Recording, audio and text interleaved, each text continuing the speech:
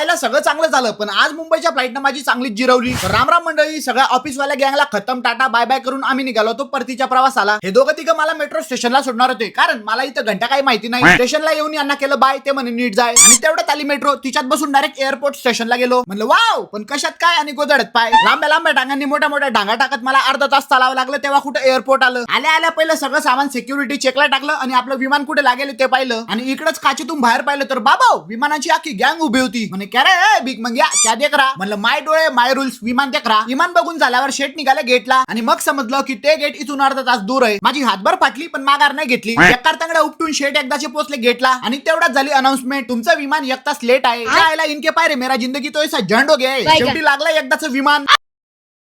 मग काय लोसन निघाला बॅग घिसन, आणि तंगड उपटत शेवटी बसला विमानात, आणि 5 मिनिटात डायरेक्ट ढगात. आता एवढं नागर उपटल्यावर पोटाला लागली भूक. म्हणे मालिक, म्हणलं हावरे डेबऱ्या. थोड्या वेळात एअर हॉस्टेसनं आणून दिलं खायला. बेकार रॅपकोन घेतलं आणि आलं बाबा एकदाच मुंबई. लँड केलं, विमानातून बाहेर आलो, आणि इकडं पण पाय चालावं लागलं अर्धा तास. माझे पाय म्हणले मालिक गाडी करायची का. म्हणलो खिशात नाही काढी, आणि तुम्हाला पाहिजे गाडी, चला गा.